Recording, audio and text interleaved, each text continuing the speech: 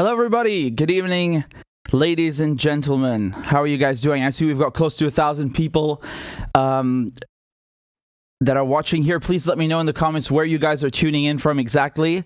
Which city, which state, which country, which planet. Please sound off in the comments. My name is Richard Medhurst, and I have a beautiful guest with me, Scott Ritter, who is a widely respected historian, military analyst, and a great friend. He served in the United States Marine Corps as an intelligence officer and also in the United Nations as a weapons inspector. Scott, how are you doing? I'm doing great. A little embarrassed to be called beautiful, but you know that's just the old-fashioned Marine in me. We were talking about striking while the iron is hot, and right now, what's the hot topic? What's the main story? It's this counteroffensive in Ukraine. I was wondering if you could just give us your thoughts and your overview of what's happening in Kharkiv, in Kherson, and the situation in general. You know, how come the Russians lost so much ground in such a short period of time? Did they do that on purpose? Was this a calculated decision, or just something really embarrassing that took them by surprise? What are your thoughts? Well, first of all, let me emphasize that all I'm able to give you are my thoughts. I no matter how much I try, President Putin and General Marshal Shoigu won't put the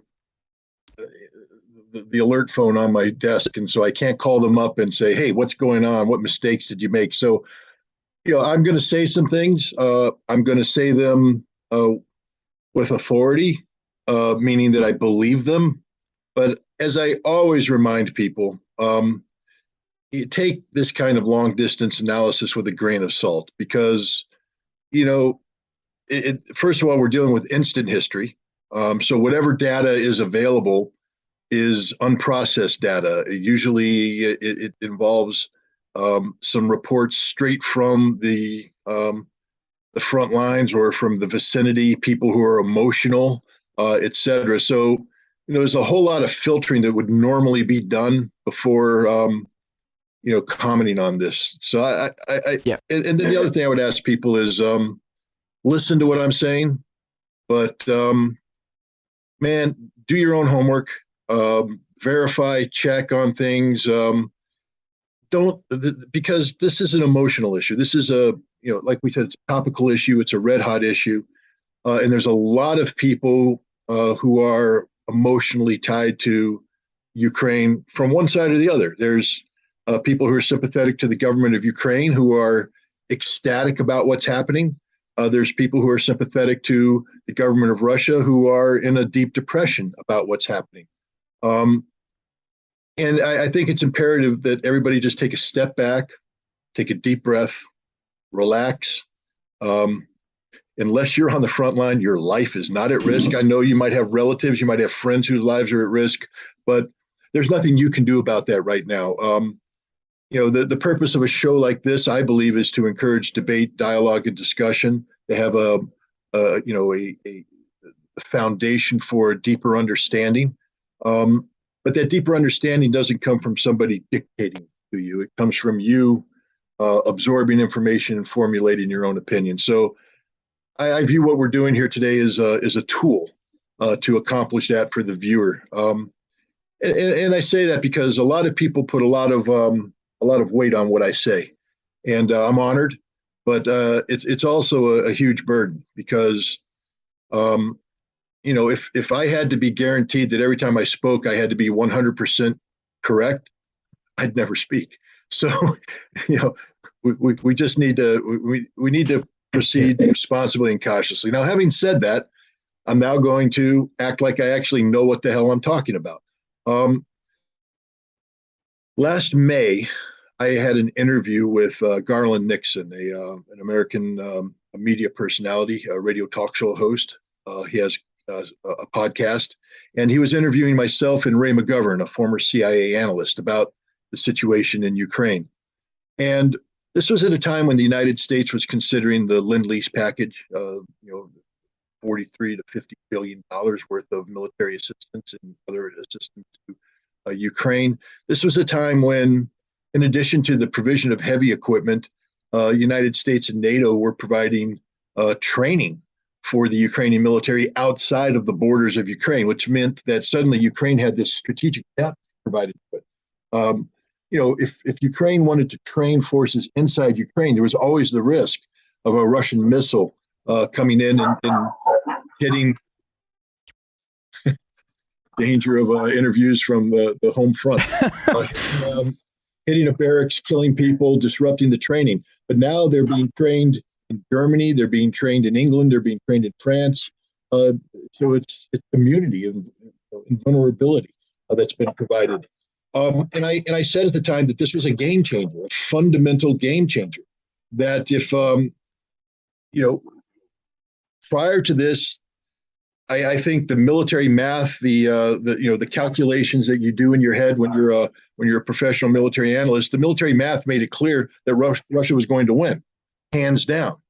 Now you throw in $53 billion worth of equipment, strategic depth, intelligence, command and control, other assistance, and you realize that this was a changed reality, which meant that maybe the 200,000 person cap that Russia had put on the special military operation wasn't sufficient for the task. And I raised these issues and I was raked over the coals. I mean, I was called a traitor. I was called a flip-flopper, the old Ritter switcheroo.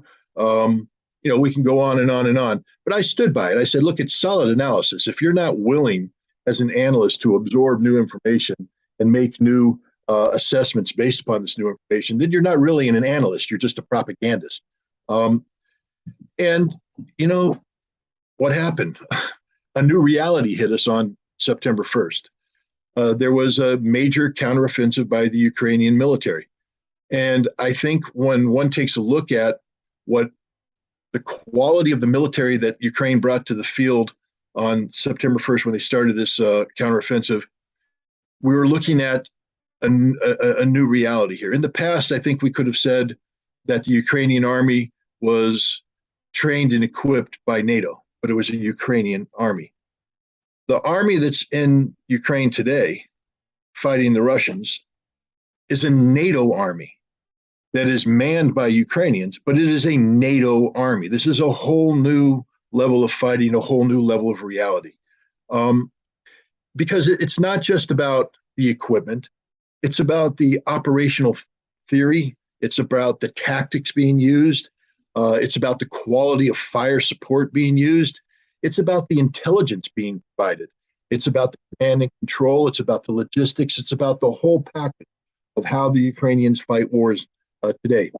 And let's just start off with what happened, the initial attack. Ukraine had been telegraphing that it was going to come after Kherson for a long time now. Zelensky was talking about the million-man army. They were talking about disrupting the notion of a referendum in Kherson. They were talking about punching through the Russian army and cleansing out Crimea. All of this stuff indicated a major effort to the south, and the Ukrainians didn't disappoint. They sent several tens of thousands of troops against in the Kherson direction. They were repulsed. In heavy fighting, the Russians were talking about 1,700 dead on the first day. I can't verify those numbers. Those are numbers that are being reported. There were, anecdotally, you can say there were videos of, an endless stream of ambulances coming in from the front, allegedly carrying casualties. Ukrainian prisoners of war speak of, uncounted dead and wounded. But what we do know is they didn't crack the defense. The Russians held. But the Ukrainians pressed home the attack. They kept coming day after day after day, to the extent that Russia was compelled to commit its reserves. Its theater reserves were committed in the direction of Kherson. And this is important because, we've talked previously about phase one of the Russian military operation, and I talked about maneuver warfare and how the Russians used what I call a feint or a diversionary attack movement on Kiev. To make it look like they were threatening Kiev, to freeze Ukrainian forces in place and to get Ukrainian reserves committed to that front. And I talked about maneuver warfare and how the Russians were masters of that art. It appears the Ukrainians have been mastering it as well, because the Kherson effort by Ukraine was a fixing attack, a diversionary attack. And in order to be a diversion, you have to make people believe it's the real thing. Right. And that's why Ukraine oppressed it aggressively, lost the casualties they did. They were driving home that we're really going after Kherson.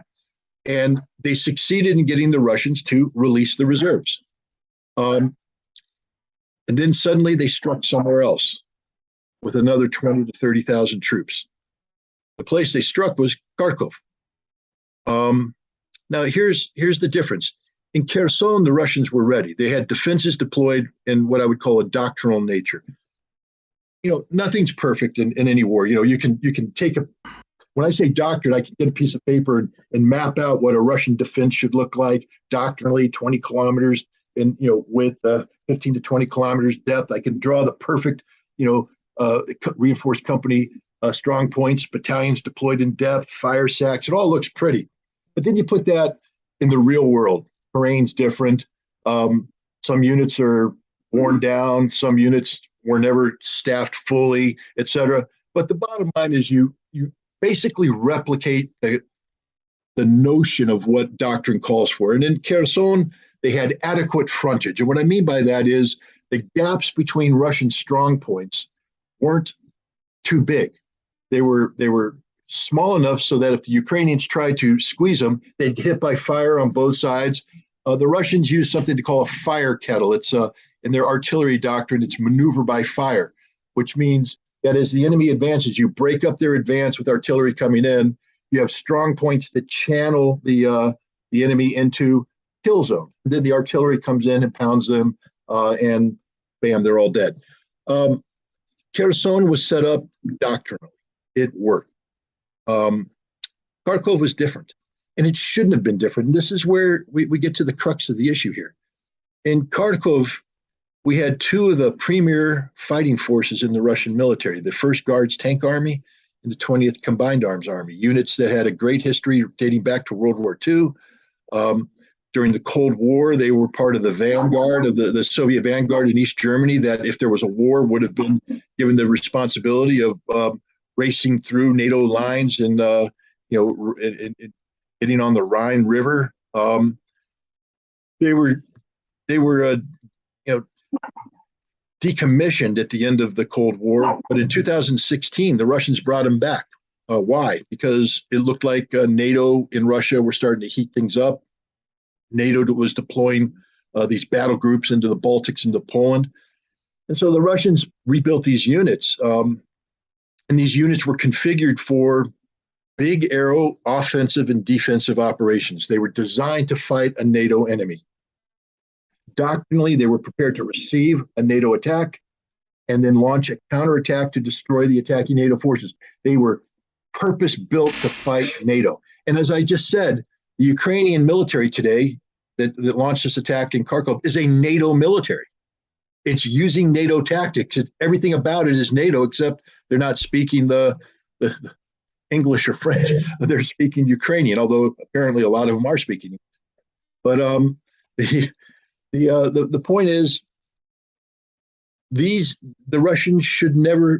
What happened to the Ukrainians in Kherson should have happened in Kharkov, but it didn't. And you have to ask yourself why. Well, one of the reasons is that's just the reality of conflict.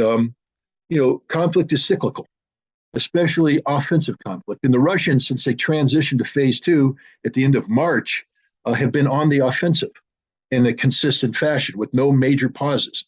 And finally, the Russians said, we're pausing in August. We're hitting the pause button because these units are worn out. Even though they're winning, you can only go on the attack for so long. At some point in time, you got to say, boss, time out. We got to go back. We got to eat. We got to sleep. We got to take showers. Guys got to make phone calls home.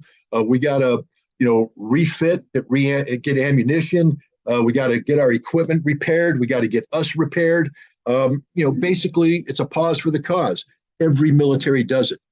When we went into Baghdad or in Iraq in 2003, we had to pause outside of Baghdad as prior to the Karbala offensive. We had to take a pause because we had outrun our logistics. We had to hit a halt, get the logistics to catch back up to us and all that stuff. And that was only after a period of a couple of weeks. The Russians have been doing this for 5 months. So yeah, they hit the pause button. And the other thing is the Russians were preparing for their own offensive in the autumn offensive. In order to prepare for that, they had to withdraw units back to Russia and get them up. And some of the units they withdraw came from the 1st Guards Tank Army, 20th Combined Arms Army. So now you have a weakened force structure in Kharkov. Normally what happens when you withdraw frontline units, you'll bring in designated reserves of similar capacity, similar capability, and they'll replace you.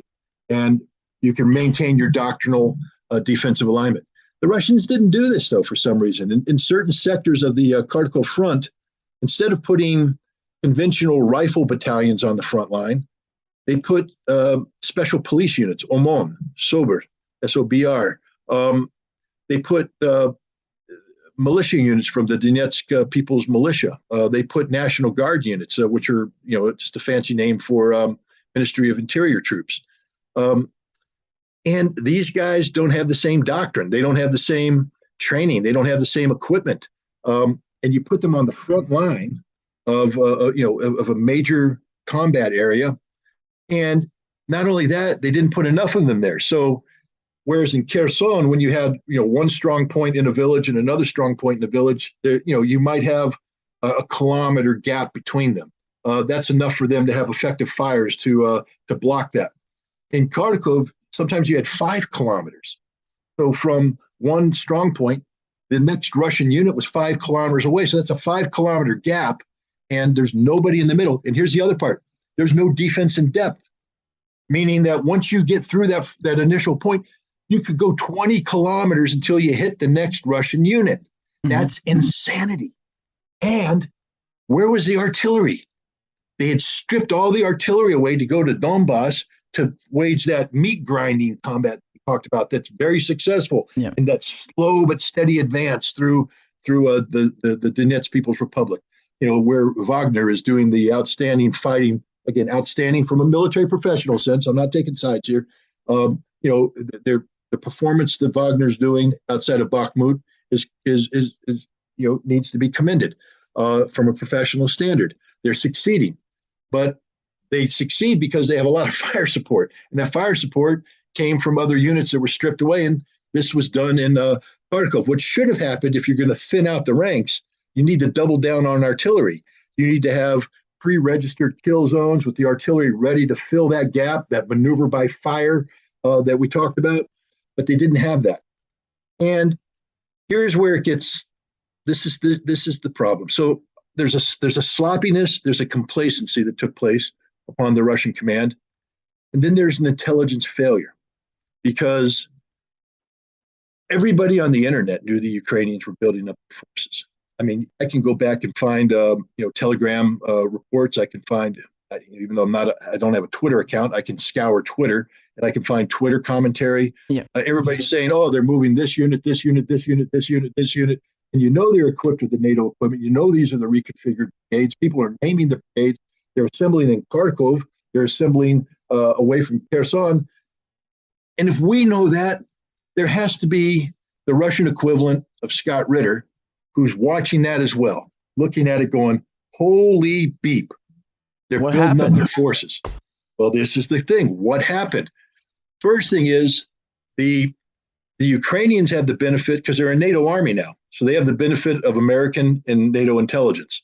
So they're getting the extremely high right. I saw in the Telegraph, they're saying the British and American intelligence were working in tandem with the Ukrainians. So they're working in tandem. They're already they were doing it. Yeah, they basically said, here's the force layout. This is exactly what the Russians are. They named the units. They said they're here. There's a 5-kilometer gap. They have this artillery here. If we rush this gap, we got nothing to block us for 20 kilometers. So let's build up the forces, but we're not going to initiate there, because if we start in Kharkov, the reserves will be committed and they'll seal us off, and then they'll probably push us back. So we need to lead in Kherson, get the reserves committed, and then we need to attack. And when we attack, we use new tactics. We don't go back with the old school approach, dismount, let's move forward slowly. and allow the Russians to beat the hell out of us with artillery, hit us with long-range fires. We all die, we retreat, we go home. No, this time we're going to stay mounted like NATO does, and we are going to rush the defenses. We're going to use speed and audacity, and we're going to come up to them. We're going to surround them, surpass them, move through the kill zone, get in the rear, and keep going. Don't stop. And that's what they did. Now, here's the thing, though. It was predictable. Anybody could have predicted this. Why didn't the Russians?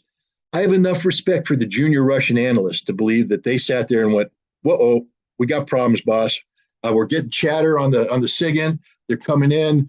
The buildups here. We got the imagery. I see a lot of fuel coming up. I see a lot of ammunition coming up. I see preparations taking place. I think they're going to attack, and they're going to attack here. And when they attack here, they're going to break through. We got nothing to stop them. We're in trouble. We need more men. And now that's the problem, because, see, he said we need more men. Now it goes up to middle management. The middle management looks at it and says, you know, he's probably right. Here's the problem. I've been told by upper management they don't want to hear about more men. They said, don't ask us for more men. You're not going to get more men. So rather than me go up and tell them this awful news and get yelled at, maybe get fired, get to Siberia, I'm going to massage the report a little bit and hint there, and then take it up. And then the upper guys looked at it and went, yeah, we got this under control. They've done this before. We'll push them back. It's no big deal. We might lose a village here, but eventually we'll counterattack and push it back. It's okay. Everybody go to sleep. It's fine. They wake up in the morning, and the Ukrainians have punched through the line, 20 kilometers deep in, hooking around, and it's gone to hell in a handbasket. It's the worst intelligence failure since the 1973 Yom Kippur War, when Israel failed to predict the Egyptian crossing of the Suez Canal. It's the same level of absolute failure on the part of the Russian intelligence services, and heads need to roll. Literally, somebody has to pay the ultimate price. I'm not talking about death. I don't think that. I mean, your career's over. You messed up. You were given a responsibility, and you failed. The intelligence officer's job is never to tell his boss what he or she wants to hear. If that's what you think your job is, an intelligence officer, quit, go home, go fishing, do something. Your job is to tell them the truth, the hard truth, and nothing but the truth, and let the chips fall where they may. I've done that my entire career, and I'm not a very popular guy. But every time I stood up and put my foot down and said, nope, this is the assessment, I'm sticking with it, I was proven right. And that's what the intelligence officer's job is. Put your bayonet in the ground, fight and die on that hill. They didn't do that. As a result, they wake up in the morning, forward units are surrounded, enemies deep in the rear. Now, what do? You've already committed the bulk of your reserves. They've gone to Kherson, and you can't uncommit them because there's a major battle going. Right. The Ukrainians are continuing to fix Kherson with these attacks. All the Russians are sitting there going, we're killing Ukrainians, we're killing Ukrainians. And the Ukrainians are saying, we want you to kill us because we're fixing you in place, you idiots. We own you right now. We've taken control of the battlefield. We have fixed you in place in Kherson. There's not a damn thing you can do about it. And we're pawning your butt up in Kharkov. Ha, ha. And that's the reality. So now the Russians have a choice. Do we fight and die in this big mobility battle in Kharkov? Because they could have. I mean, they have reserves. They have limited reserves. They could have gone in and tried to blunt the Ukrainian attack, get involved in this, who can outflank whom, etc. But here's the issue. The Ukrainians have the advantage. The Russians are in reactive mode. And if you've studied maneuver warfare, you know John Boyd's OODA loop. Observe, orient, decide, act. And if you can get inside your opponent's OODA loop where you're making decisions quicker than they are, you're going to win every time. So now you have a NATO Ukrainian army with NATO intelligence, NATO operations, NATO command and control. Their OODA loop is as tight as it can get. And you have the complacent Russian losers who failed to set up doctrinally, who are back on their feet and punched around. Their OODA loop is as big as this. And if you take a big OODA loop against a small OODA loop, you're going to lose every time. And somebody finally woke up in the Russian high command and went, we're getting our butts kicked. So what do we do about this? Do we sacrifice our men, try and hold on to worthless territory? Because what does Kharkov Oblast bring to Russia in the big picture? Not a darn thing. So are we going to sacrifice everybody in this kind of Manstein type, post-Stalingrad maneuver outside of Kharkov in World War II? Or are we going to preserve the most precious resource we have, which is our manpower? And remember, it's even more precious when you're dealing with a military capped at 200,000 because of the special military operation. So do you really want to sacrifice 2,000, 3,000, 5,000 Russians and the political consequences of waking up in the morning, seeing thousands of prisoners being paraded down Stepan Bandera street in Kiev? Oh, so they took their reserves, they forced their way through the Ukrainian forces, and they rescued those police units. The ones that I was making fun of early on, I ain't making fun of them anymore, because those son of a guns, they fought like bandits. They dug in, they didn't surrender, they didn't retreat, they didn't panic. They're not trained, equipped, or whatever to deal with armor, mechanized infantry. And I say this as a military professional. Hats off to you guys, because you stood your ground like the heroes you are, and you blunted the Ukrainian offensive. You prevented the biggest breakthrough. It's like, if I got a bunch of water coming down the street and I put a bunch of rocks in the middle of the street, I'm going to break up the water. The water's still going to go. It's going to flow around and move, but it's not going to go down as high a pace. These guys were the pile of rocks, and they're in the Ukrainian advance. And they stood their ground, fought bravely, they didn't surrender, and then they were rescued, and they were pulled out. And again, I mean, when the history's written about this, these are one of those moments where you realize how brave the Russians are. I mean, and I'm not denigrating the Ukrainians. I already told you. You know what kind of courage it takes to do the offensive that they've done? Right. These are the biggest cojones in the world. The Ukrainians are brave. They're gallant. But the Russians are too. I mean, that's the tragedy of this whole military conflict, is you have two quality militaries going at it with brave men who are giving their lives. And, it's senseless. The courage, the dedication, and it's just being sacrificed on this battlefield by both sides. But the Russians got these units out, and then they had to make a decision now to rapidly withdraw in good order. It's not a rout. This isn't the destruction of Army Group Center in World War II in the summer of 1944, when German Army Group Center collapsed. And I mean, the Germans are literally running for their lives with the T-34s behind them, crushing them as they go through them. No, the Russians are withdrawing in good order, but they're withdrawing. They made the decision, get out of Dodge. And so they pulled back into Russia, and they pulled back along the Oxal River, and they've built a second defensive line there.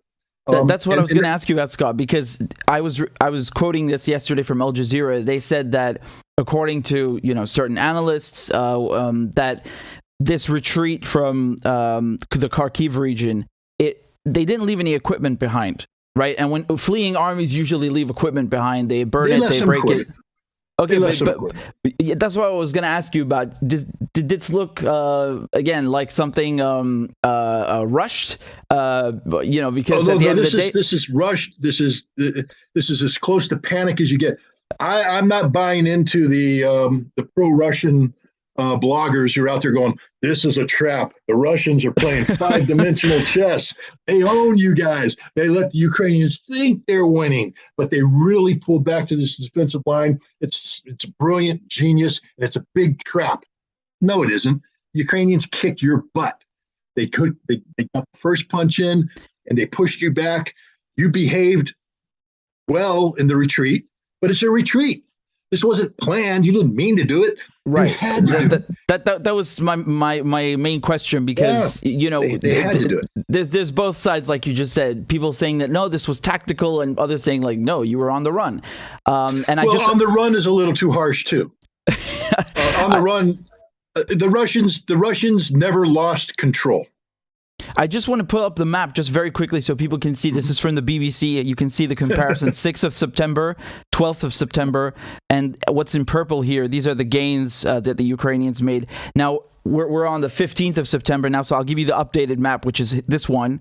And again, the whole landscape has changed. Yeah, no, it's a dramatic change, but I'm not in control. I don't know. Can you put up that first map? Of course. Just a second. There we go. All right. See all that area in red there that then turned purple on the second one? Yep. You know why it's red? Because there's Russian troops there. Okay. The Russians, keep the map up there and let me ask you the following question. Let's forget the news story. Let's say you didn't know that this happened.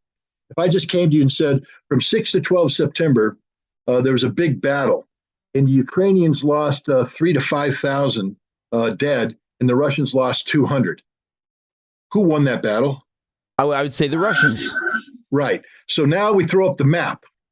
All right. The Ukrainians sacrificed a whole bunch of guys to get that purple. The Russians lost virtually nothing. All those Russians that used to be on the left-hand side are alive. Most of them now have been squeezed into this new defensive fighting position. Remember we talked about frontages, big frontages? There ain't big frontages anymore. This is a solid defensive line. The others have gone up into Russia and are regrouping and will come back behind and help finish the assault on the Donbass. So Russia's position is actually quite strong right now. It's a lot stronger than it was when they had all this red. That's for certain. The Ukrainians, on the other hand, they have a Pyrrhic victory. There's a lot of purple there. So what?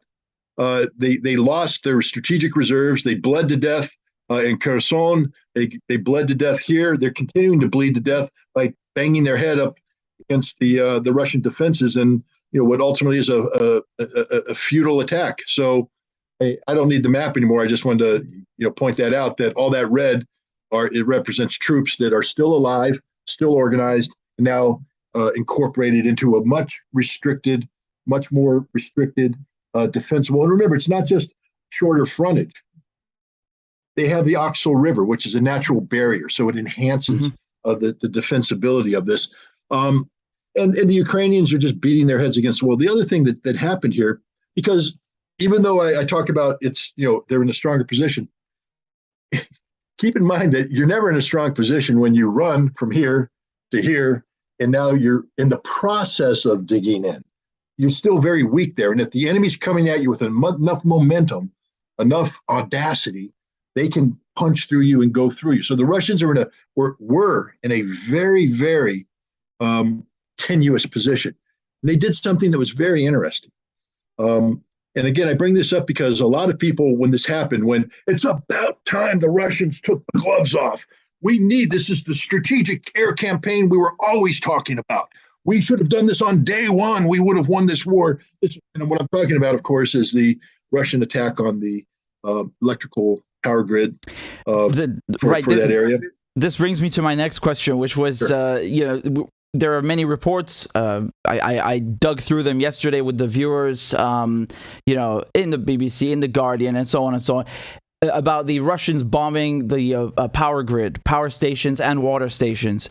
There are now reports coming in that they've bombed a dam. What I wanted to ask you is what's going on here. Number one, are these reports true? Number two, if they are true, wouldn't these be war crimes because it's public infrastructure, civilian infrastructure? What do you make of all these reports? Well, A, it's true, and B, it's not a war crime. I'm sorry. I know purists are like, that's civilian power. Well, no, it's actually military power. How come? It's power that's used to power up command and control centers. It's power that's used to power up trains. Well, they were saying there's no more electricity in the streets, like where they're residents. So the Russians don't get. It's not like the Russians could come in and go. Let's say the Russians are one to knock off. Let's say I'm here at my computer, and what I'm doing right now is considered to be a legitimate military activity, and you want to shut me down. You can send somebody in to go down to my basement and start punching off switches on my my master control board. Or you can just send a missile and knock the whole damn thing out. The Russians don't have the ability to come in and say, we're going to turn off this power, this power, this power, but we're going to leave the lights on at home for the civilians. No, but look at what they did. They struck the power, and in doing so, they froze the front, literally froze the front. All that maneuvering that the Ukrainians were doing, they weren't doing anymore. They froze the front. But within 24 hours, much of that electrical capacity was back up and running. What does that mean? That means that the targeting was very sophisticated and very deliberate. I know a couple things about targeting electrical power grids. I can tell you when we targeted the Iraqi electric power grid, we knocked it the hell out. We hit the right stuff. We purposely said you're being shut down. So in order to reconstitute it, you have to literally rebuild it. The Russians didn't do that. And the Russians know this power grid. The Russians know how it works. If they wanted to shut it down permanently, they would have. What they did is they hit the area that achieves the result, but allows it to be rebuilt quickly so power can be reconstituted. This means that the goals and objectives of the special military operation are very much in place, which is do minimal harm to civilian infrastructure. Minimal harm to civilian infrastructure. And right, here but the Russians were in an emergency situation. Sorry to cut you off, Scott, but I just wanted to say that what they're saying in the Western media and the mainstream media is that this is purely and strictly civilian, right? And they're not mentioning or letting off that this is actually being used for military purposes, because the conventional wisdom and well, I would say the international law is that if a military unit or the armed forces take over and they man something that is usually for civilians, like a hospital, for example, and they start firing from that hospital, then it becomes a legitimate target. So you're saying that? Are you saying that they turned this into a legitimate target, a legitimate military target? What I'm saying is that electricity is a legitimate military target under any circumstance. If a Ukrainian general hits a light switch and a light bulb comes on and allows him to read a report, that's a military target. You can't argue that electricity is for civilian use only. It's dual use. The military benefits from it. The Russians should have shut it down on day one, like we did in Iraq. It's not a war crime, but the Russians said we're not going to harm civilian infrastructure. The Russians have been playing above board from day one. I know the West will never give them credit, but the fact is, the Russians have been coming in with a very soft approach. Even this approach, which was an emergency situation. Understand that a lot of people are saying this was punitive in nature. No, it wasn't. It was an emergency situation where the Russians had to carry out strategic strikes against the electrical infrastructure of the areas that impact the front immediately. If this was shutting down the entire power grid, how come Kiev still had power? How come Lvov still had power? How come the cities in the West still had power?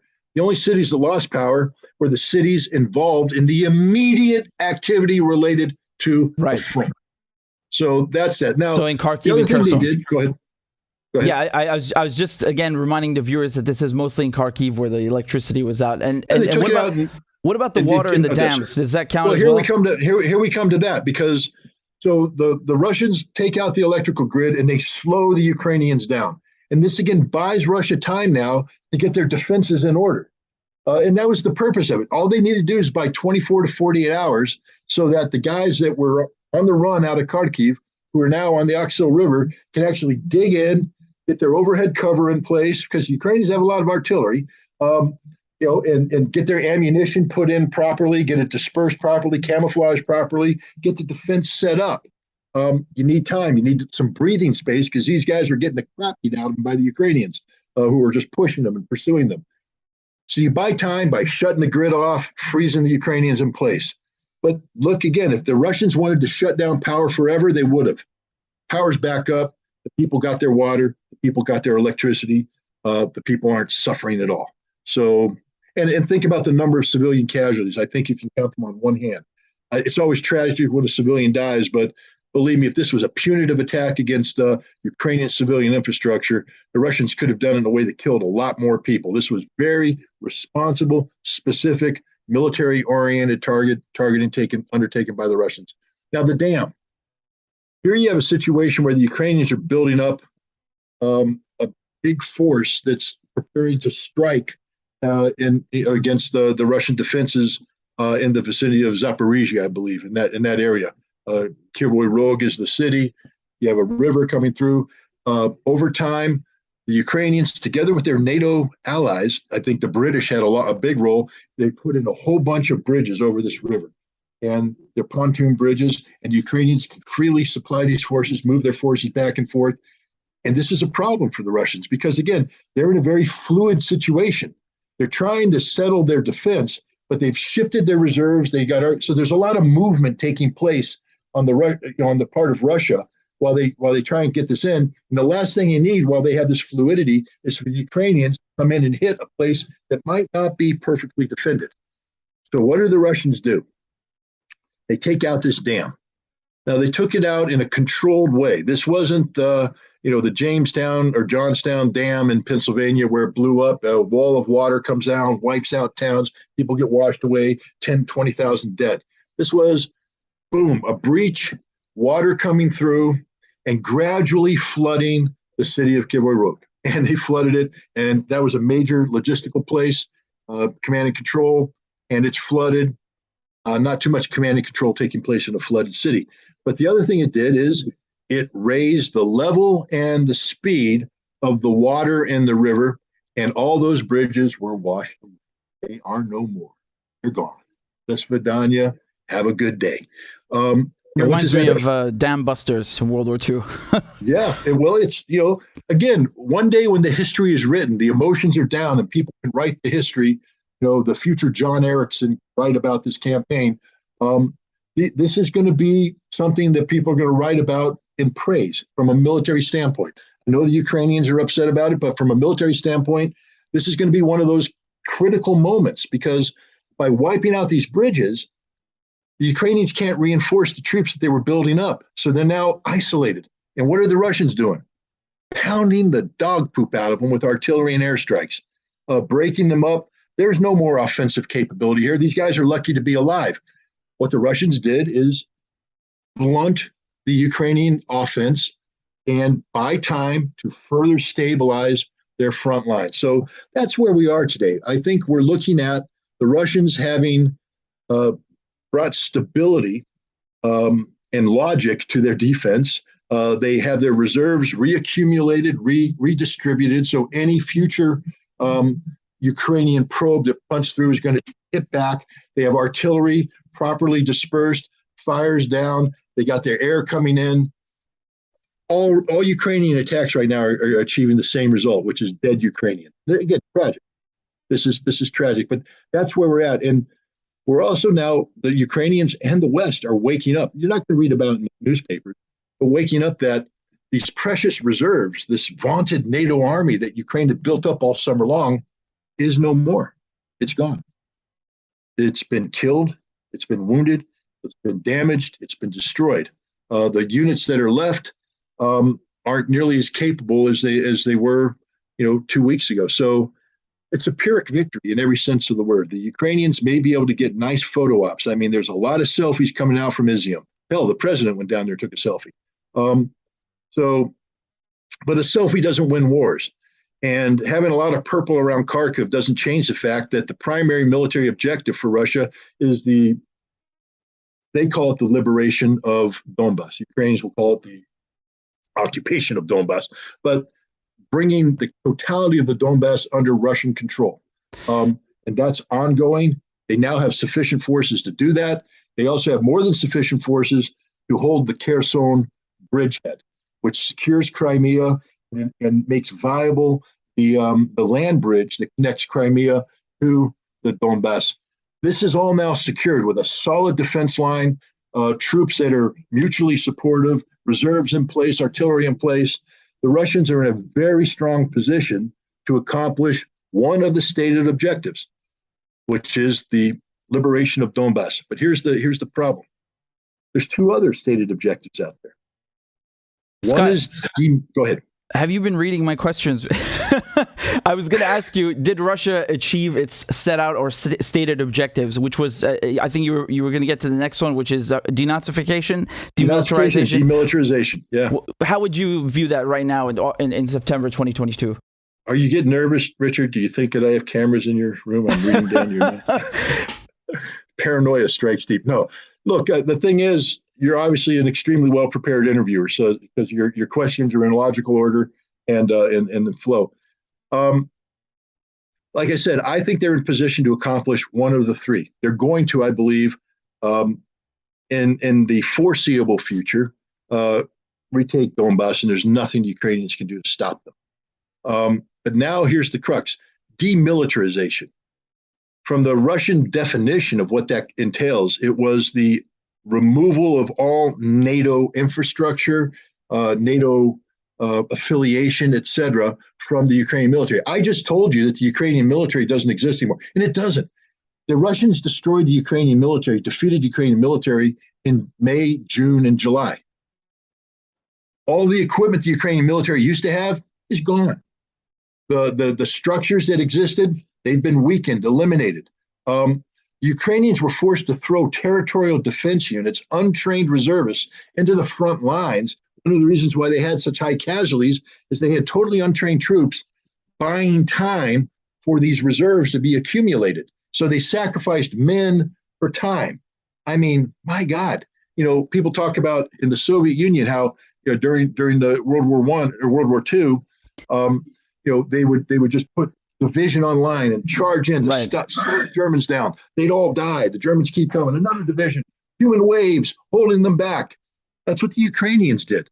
So for all the people out there that are hating on Ukrainians, stop it. These guys are as brave as it gets. It's one thing to pull a guy out of the front line who's been shelled for 2 weeks straight, watching all of his friends die, and they make fun of him as he looks scared into the camera and he's shivering a little bit, and you're going, oh, the brave Ukraine. There ain't a person out here that wouldn't look like that if that happened to them. Not a person. So stop mocking these guys. You don't have to agree with their cause. You don't have to agree with their leadership. For God's sake, respect them as men, because these guys are doing things that not hardly anybody watching the show and anybody out there would have the courage to do. Untrained troops going to the front line, sacrificing their lives to buy time for their government, for their army, to bring up the reserves necessary to carry out this counteroffensive. It doesn't matter if the counteroffensive didn't work. The sacrifice must be recognized, and that's what they did. But the army that did come in was a NATO military.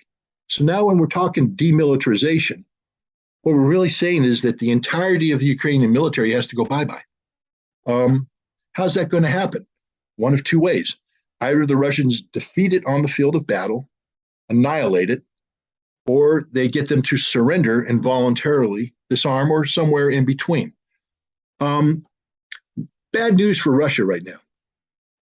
With 200,000 troops, you don't have sufficient military power to accomplish that objective. You allowed NATO to infuse almost $100 billion worth of equipment and support into Ukraine. You gave Ukraine the strategic depth so they can reconstitute their military without fear of consequence. Imagine if you're a Ukrainian soldier trying to be trained, and every night you went to bed in your barracks outside of Lvov, and you said, oh, good Lord, a Caliber missile might come in and kill me tonight. The quality of your training is diminished greatly because you're not focused on this. You're worried about this, and the people who are training you have to be worried too, so they have to alter the training plan, break it up. You can't bring everybody together. But now they get to go to Europe. They get to go to big NATO training facilities in Germany and France, Poland and England, and they get to train without fear. They get a good meal, get good night's sleep. They're happy-go-lucky. And then they come in well-trained, rested, equipped, and they move this unit in, and NATO's done a great job of building rat lines. And that's what I mean is like a smuggling route. Mm-hmm. The Russians, of course, aren't stupid. They're out there trying to interdict, but they're getting beat. Whatever NATO's doing is better than Russia's ability to stop them from doing it. So NATO is successfully getting these troops into Ukraine and getting them to the front lines. Again, none of that offensive would have happened had the Russians been able to interdict them at the border, interdict them en route. Russia didn't, and it wasn't for a lack of trying.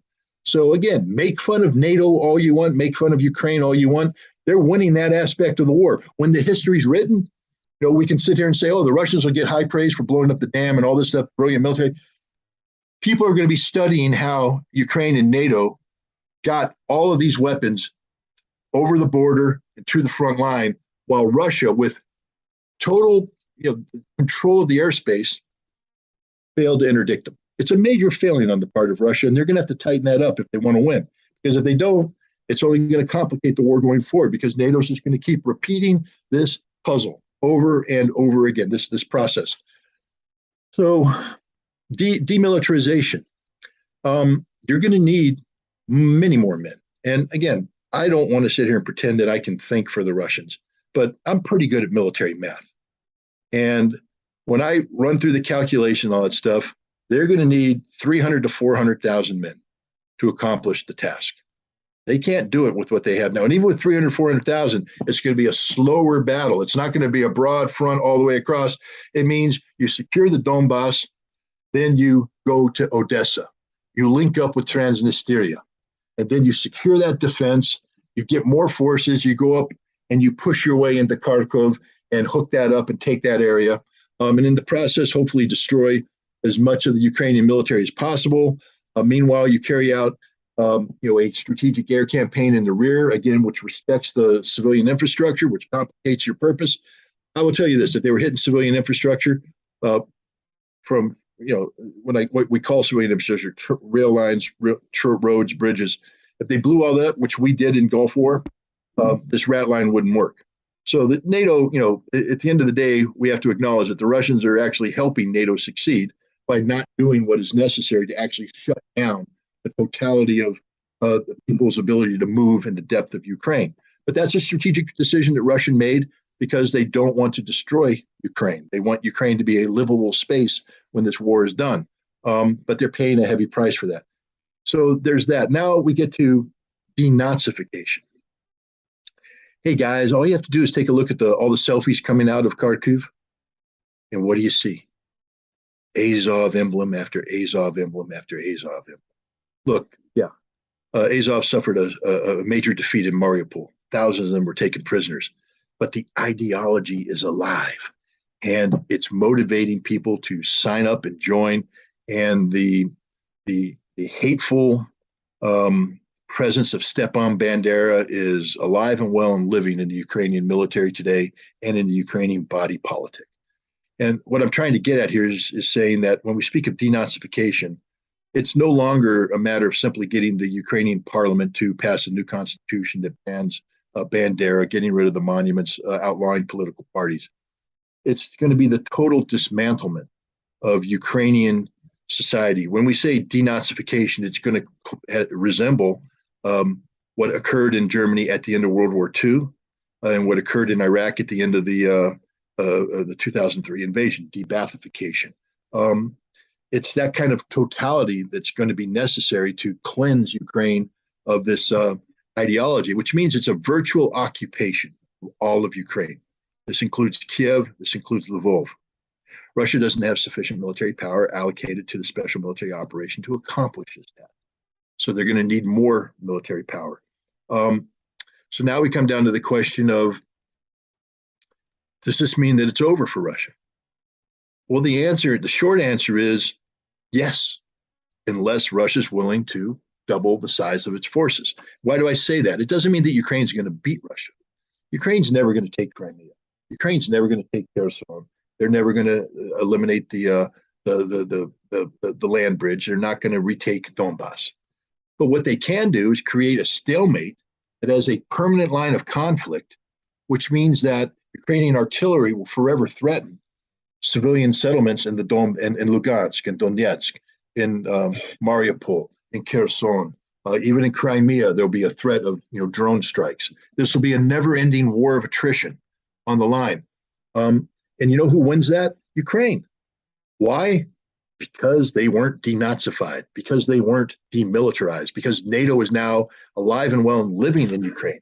You don't have to say I'm a NATO member to be a NATO country. Ukraine is more of a NATO country today than most NATO countries. They got more NATO weapons too.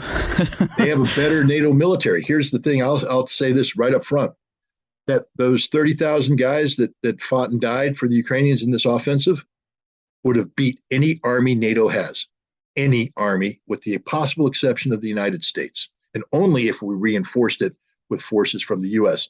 The existing American infrastructure in Europe could not have stood up to the Ukrainian army. The German army would have been defeated in a week. The French army would have been defeated in a week. Don't say the British one. Don't say the British one as well. The British army doesn't exist, so it'd be defeated in a day. The fact is, the Ukrainians are really, really good. Really, really good. They're better than anything NATO's got, which means that it takes a lot of effort to beat them. The fact that the Russians are doing as well as they do means the Russians are really, really, really good. But there's not enough of really, really, really good people to beat the really, really good Ukrainians unless you increase the number. So that's going to be the number one task for Russia going forward. I think they have two things coming up, two special reinforcements. The first one is General Mud. General Mud arrives, and my Russian is horrible, but I think it's the Rasputitsa, the muddy season. And when that hits, nothing moving. I'll tell you, when you read my book, you'll see that I mention it as an inspector when we were trying to simply build something in Vodkinsk. The muddy season came in, and the mud gets everywhere. You're breathing it, you're eating it, it's in your hair, it's everywhere. Your vehicles bog down. There's a reason why the Russians build these vehicles with big wheels and high wheelbase, because they're going through seas of mud, and Ukraine is going to turn into a sea of mud, a morass of mud. Nothing's going to move, and this is good for both sides because it's going to bring an operational pause. And then what's going to happen is General Winter's going to come in.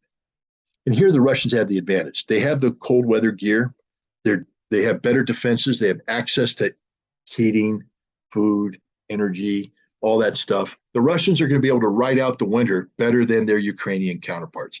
Already the Ukrainians are screaming they need 200,000 sets of cold weather gear. NATO's only able to give them 100,000 sets. The guys on the front line are going to be freezing to death. Not only the guys on the front line, but the civilians in the back. And believe me, if you want to impact the morale of troops on the front, have the civilians in the rear suffer. It makes the troops on the front feel like crap. So General Winter is going to hit, and not just hit Ukraine, it's going to hit Europe. All these people right now, the political and economic elite in Europe who are providing the support to Ukraine, only exist with the theory of economic ruin. It hasn't hit reality yet. It's still relatively warm in Europe. It's getting colder, though. I bet you the leaves are starting to change. And you know what that means. Then the rain's going to come, sweaters are going to come out, and all of a sudden, frost. And with frost comes ice. And with ice comes snow. And then Europe, I tell you what, if you're religious in Europe, start praying for a mild winter because it's your only hope. Because if the winter is a long and cold one, it's all she wrote. And I believe this is going to break the back of the political and economic elite who have been doing America's bidding in supporting this conflict in Ukraine. And that's to Russia's advantage. So I think Russia is going to ride out this winter. I don't think you're going to see any bold moves from Russia because it doesn't make any sense. Because why not when the course of events is unfolding without you doing anything, it's unfolding and everything you want accomplished is happening, sometimes it's best just to sit back and let it happen. Let it go. And Europe has created a situation where once the weather gets cold, everything Russia wants is going to happen on its own. Russia doesn't even have to work at it. What Russia does need to do is find a way to get an extra 150, 200,000 troops. Already, you see there's political controversy. The head of the Chechen Republic has come out and he was very critical. He was like, literally, what the hell are you guys doing? Now, I think he got called in for the special briefing. And when I say the special briefing, I don't mean being treated out because that's not how Putin works. He doesn't sit there and chastise the guy. I think he was brought in and Putin educated him on the fact that this is a bigger conflict, just battlefield in Ukraine. This is a geopolitical conflict between Russia and the West being fought. It requires Russia to disengage from the West, re-engage with the East, and transition the whole way. It requires a global divorce from the hegemony of the American dollar, which means there has to be a currency basket, which BRICS is trying to build, that is dependent upon stable currencies. Stable currencies. You know what the Russian ruble is today? One of the most stable currencies out there. Strong, it's solid, it's resilient. You know how to ruin that? General mobilization. Do general mobilization and see what happens to Russian inflation, which Putin is bringing under control. I mean, I know America doesn't follow him because he's evil and he's stupid and he's all that. I listen to every speech the guy gets, and he just spoke at an economic conference in the East, and he said, we're doing well. Our inflation rate's coming down. It's going to come down even more. Our economy is growing. We're making the proper adjustments. That's a man in control, in total control, as opposed to the West, where every day the West gets up and makes up something new. We're going to have to come up with a new economic theory to understand how we're going to react to the rising energy prices. We're going to let's see, what can we do? We can sanction Russian energy and put a cap on the price that people pay for. That won't work because it'll go out of control. I mean, they don't know what to do. They're just making it up as they go along. Meanwhile, the Russians are like, yeah, we got this under control, but they won't have it under control with general mobilization. General mobilization could, it's going to affect the labor pool. It's going to affect production. Right now, they have the Russian economy is still a peacetime economy, and it's geared towards interfacing properly with a global peacetime economy. What happens when the Russians now have to divert that economy and turn it into a wartime economy, and it's out of sync with the rest of the world at a critical time?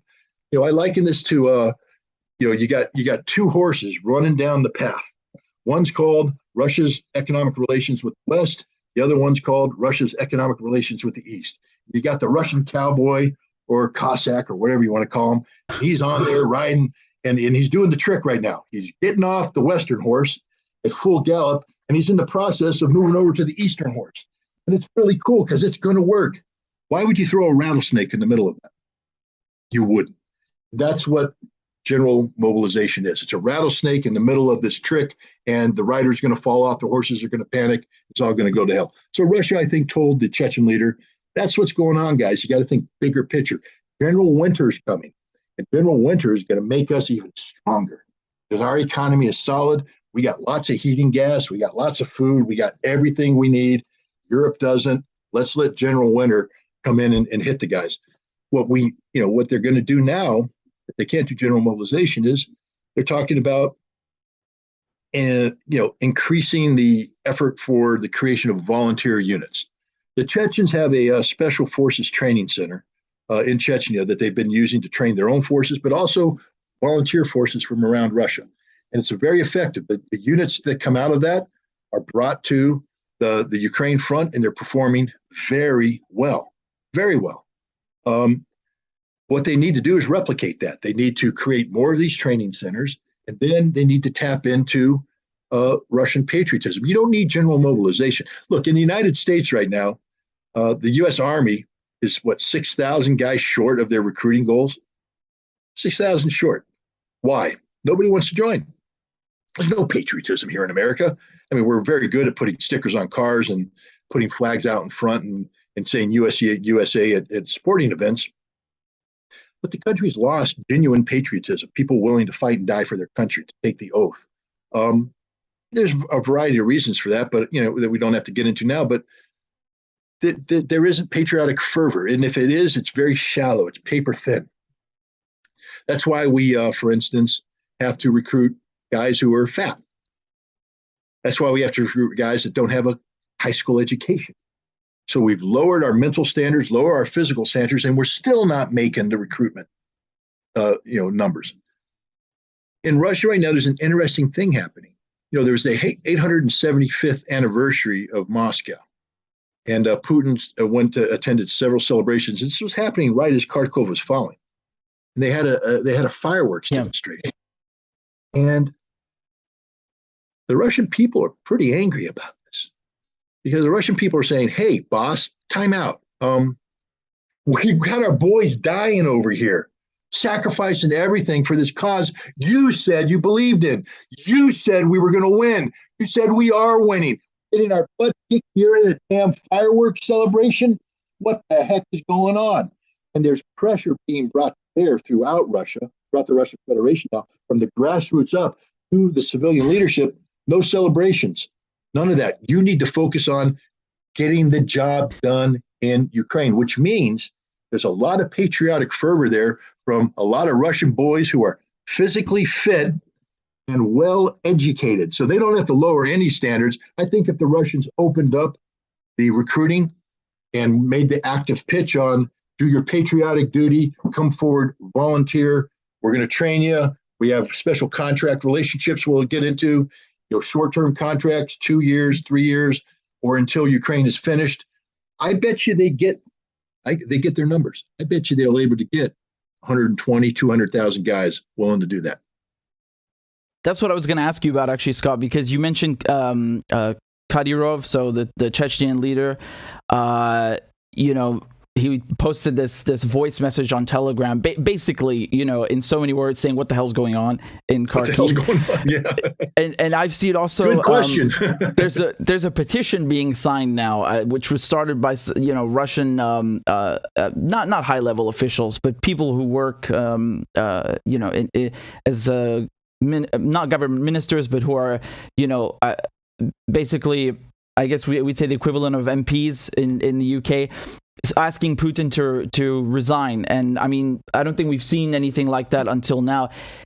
Is that to do with what's happening in Kharkiv? And how would you describe the situation there? I think that's been overblown. Yes, there are people passing a petition around. They've been passing that petition around forever. Every you know, there's people have to understand that Putin is not a dictator. I know that's hard to believe in the West because, you know, we call him the autocratic leader, the absolute president, dictator, president for life, Russia's a democracy. Putin wins elections, you know, 53%, 60%, 65%. Dictators win elections 99%. Go take a look at the last couple of elections Saddam Hussein held in Iraq. You know, it's not a democracy, Iraq was. Russia is. Yeah, it's not a perfect democracy, and it's made less so by Western interference. Let's start off with the 1996 election, the re-election of Boris Yeltsin, bought and paid for by the United States government. We don't even deny it. We had a Time magazine cover bragging about it. And we've gone from absolute control of the Russian electoral process, where it was not Russian democracy, but Americans imposing their will on Russia through the artifice of democracy. And then we take a look at where Russia is today, because you have to go back there. That has to be ground zero right there. The absolute lowest level of Russian democracy was the 1996-11 election fought by America.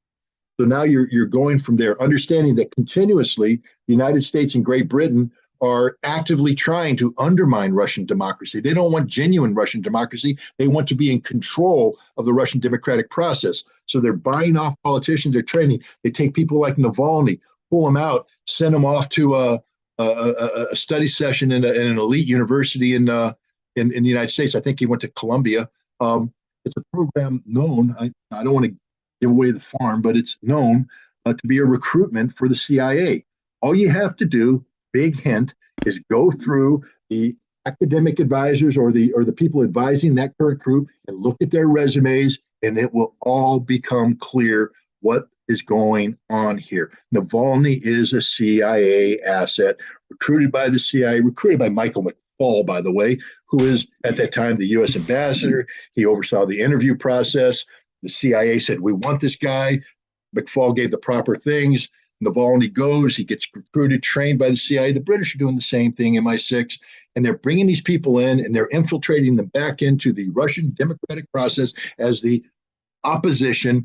You can't have an opposition be viable if it's bought and paid for by hostile intelligence services trying to actively bring down your government. It weakens the whole concept of opposition because it requires now the Russian security services to be to view every opposition as a threat. So yeah, Russia's got problems, but there are opposition leaders out there who oppose Putin, who speak out against Putin. It's harder to find them right now because Russia's at war and people are rallying behind Putin. But historically, there's been a group of anti-Putin people in the Moscow City Council and in Russian Parliament who have done these made-for-TV moments where they pass around a petition signed by 6 people calling for Putin's resignation and arrest for treason. And in the past, Russia's done nothing about it. You know, who doesn't care? You think he's losing sleep over 6, radicals who signed a petition with their own 6 names and do a TV interview because the West is going to eat it up. But the Russians, they don't care. Nobody cares about these people except the people who vote for them. That's why Putin wins all the elections. But here's the thing: it's in time of war when the United States is actively working to generate just this kind of propaganda moment. And that's why this time they got arrested. Now, of course, in the West, we're going, oh, see, Putin is suppressing freedom of speech, suppressing. In the United States, let me put it this way. How do we handle the January 6th protesters, insurrectionists, whatever you call them? They're being arrested and they're being prosecuted for sedition, for insurrection, because they violated the law. Is this suppression of speech? Is this political the extremists are saying that, but the fact is these guys violated the law. They're being arrested. Now, let me take it another way. What would happen if we found out that all these people were being funded by the Russian intelligence service? We'd arrest them for treason. I mean, it's that easy. All these guys being arrested right now are insurrectionists in time of war being funded by hostile intelligence services. They're traitors to their country. So Putin's not under any threat. I mean, the West wants him to be. You read the headlines, Newsweek, Forbes, Business Insider every day. First of all, Putin stumbled. He has cancer. Putin sneezed. He has cancer. Putin, had put two hands on the desk. He has, stomach cancer. I mean, Putin apparently has all the cancers in the world. And then they want to say, now they're, Putin's weak. He's paranoid. He's hiding inside the Kremlin. People, the dogs are coming in, surrounding him, barking. Putin's scared, nervous. There ain't nothing scared or nervous about Vladimir Putin right now. He's as level-headed and calm and collected as he's ever been. He knows the big picture. He knows what he wants to do. But here's the thing. I have to say this. Being calm doesn't guarantee outcomes. And right now, Russia has a losing algorithm. They have a winning notion, but they can still lose. They can still fail. If they don't finish the job in Ukraine, Russia loses. Because Ukraine isn't just about solving the Ukrainian problem. Remember, before this war started, there was the December 17th draft treaties that were given by Russia to NATO and the United States about reimagining European security framework. That's the big picture here. Ukraine is but a piece of this European security framework, which is the strategic outcome Russia not just wants, but needs. It's existential in nature. So if Russia hiccups in Ukraine, they can't accomplish this grander state. So Russia has to win, and they don't have a winning hand right now. They don't. So Russia's going to have to do something. So, I can't appeal to Putin because I would say that I'm on his side. But I'm just telling you right now, if I were an advisor to Putin, I would tell you, Mr. President, you're going to have to take a close look. And here's the thing about Putin. I'm sure he's taken a close look. I'm sure he understands the risks that confront them. And there's going to have to be major changes made in the way Russia is prosecuting this conflict. But not too major, because Russia, as I said, is winning geopolitically. What Russia is doing in terms of outmaneuvering the United States, the G7, and Europe on the global stage is, again, when people write books about this, this is just going to be textbook. This is going to be the kind of thing that, grand strategists will say, oh my God, this is really, I hate when people say 5D chess. What is 5D chess? There is no such thing as 5D chess. Star Trek invented it, but chess is a 2D game. But the point is, he's a master chess player, 5D chess. Well, yeah, there's something to say about what he's doing right now, because the whole Western world tried to destroy Russia through economic sanctions, and it backfired dramatically. And that's because Russia knows what it's doing. I'll get to that in a second, Scott. I just wanted to ask you, why hasn't there been a statement? Because from what I can gather, there's been no official statement from the defense ministry. They have their defense spokesperson or the Kremlin. Isn't this what's happening in Kharkiv something to give a statement about? Given the magnitude. I think so, but I'm not a Russian. The Russians are very reticent. The Ministry of Defense, but here's the other thing too. What kind of statement do we want? During the Second World War, there was a famous announcer, and I can't remember his name, but this shows you what kind of Russian historian I am, or at least it shows how old I am and my memory's gone. But the guy would come up and he would read the news, and he would say, the Soviet army has liberated the cities of X, Y, Z, the towns of, A, B, C, and this.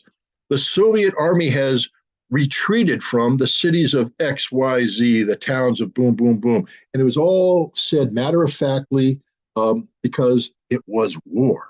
And you win some and you lose some. Levitan. There was no effort. Sorry, Levitan was his name, I think, right? Bingo. There you see. You're good. Or do you have somebody who Googled that for you? No, I like World War II history. Okay, well then, thank you very much. You're better than I am. But Levitan, and he was the voice. And so he did that.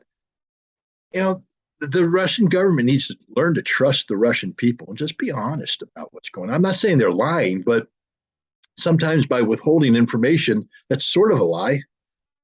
And here's the other thing about what happened in Kharkov. And this is another reason why I don't believe any of this nonsense about how this is a master Russian, maneuver, tricking the Ukrainians. They abandoned thousands of pro-Russian Ukrainians, abandoned them. They're being killed right now. I'm going to introduce your audience to a name. Guy's name is Gary Tabak. He is an American citizen, a retired Navy captain. He doesn't like me very much, but I'm not bringing his name up because he doesn't like me. I'm bringing his name up because this is an American citizen who is very pro-right sector. He's an American citizen who was in Odessa in May of 2014 with right sector. Gosh, that's red flags if I ever heard one.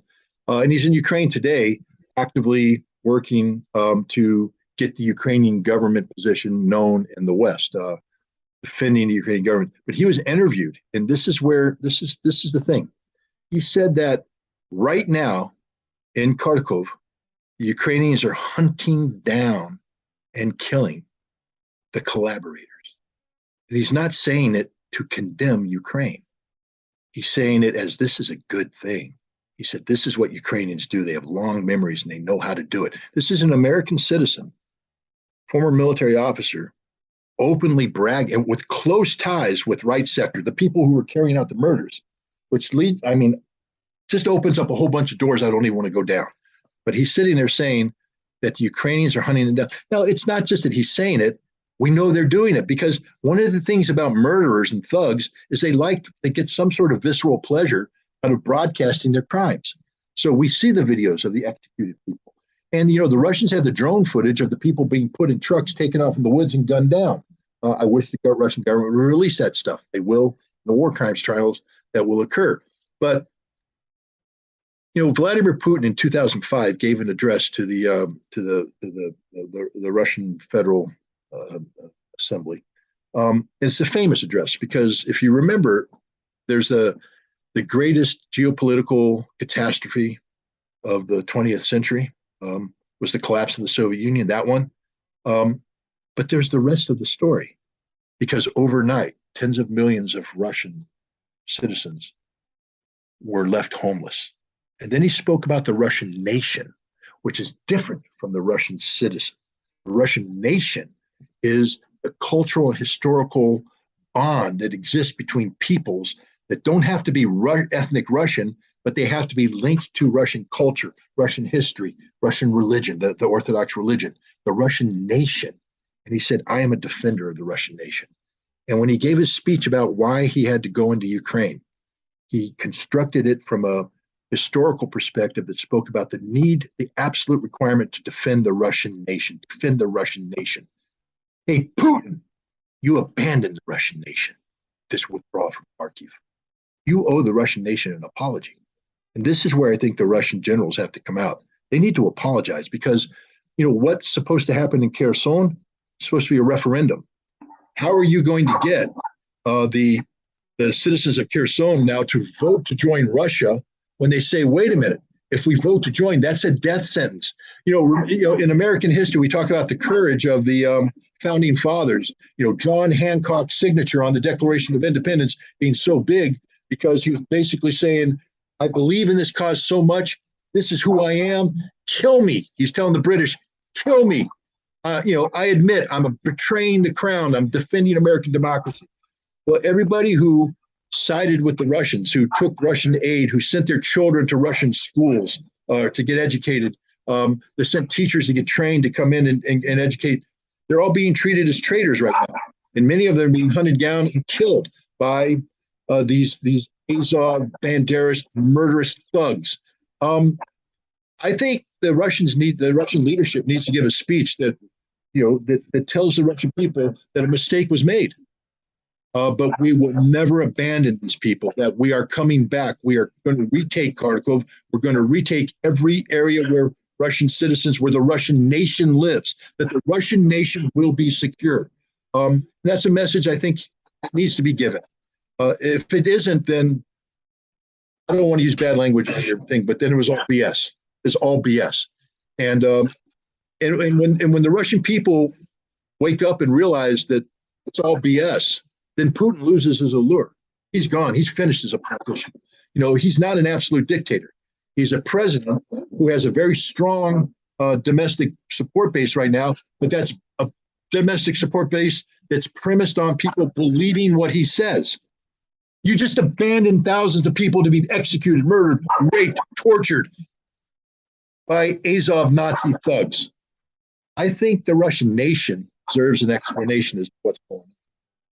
I certainly wanted to touch on that point. I'm glad you did, about these punishments or acts of revenge, whatever you want to call them. That basically, it's not just about the Russian military's been pushed back. It's what are the Ukrainians doing now that they're moving back in, and from everything that I've seen, it's SPU. So Ukrainian security services going after collaborators and so on, and and of course everything that comes with that, not very pleasant. Scott, you mentioned Putin attending the summit in Samarkand. So he met, I think, with the Chinese president just today. So what do you think of the whole situation? I mean, you mentioned winter is coming. Now, I know some countries in Europe, they've agreed to pay for the gas in rubles. Others have said, no, we're going to go it alone. What do you make of all this? And don't talk about the G7 price cap, because that was my next question.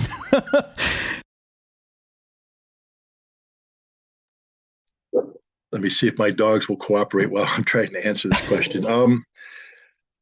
I think what's going on with the SCO, the Shanghai Cooperation Organization Summit, is proof positive that Russia has a grand strategy. It's geopolitical in scope and scale. Its primary focus is economic, and that it's succeeding. I think the SCO is living proof of that success. I think Russia is a very, could you imagine the United States let's say the United States is now in Iraq. We don't have to imagine too much because we did that. We invaded Iraq.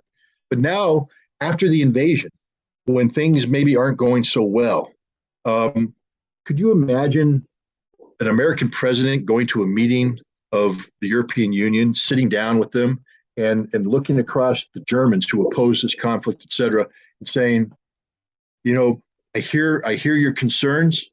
I appreciate your concerns. They are well thought out, well reasoned. These are responsible concerns that you have, and I will be addressing them with you going forward. We will work together to come up with a common understanding of what the path forward is. Or does an American president say, hey, shut up, stop arguing with me. You're either with me or you're against me, da-da-da. Imagine the strength it takes for the Russian leader to sit there and talk that way to the Chinese. Confidence it takes. Russia's in control. I don't see Russia out of control. I think the Shanghai Cooperation Organization meeting is proof positive. What happened in that? I think Iran just became a member. Think about it for a second. Iran has just aligned itself strategically with Russia, China, India, everybody. Explosive. It's explosive. It's liberating for the Iranians. It's devastating for the United States and all those who have built a policy position premised on the economic destruction of Iran. It's proof positive that sanctions don't work, and they can't work when the rest of the world is united against them. And that's the fact. Russia is part of a global coalition of nations that, even though, like China, many of them have expressed concern and have taken a neutral position.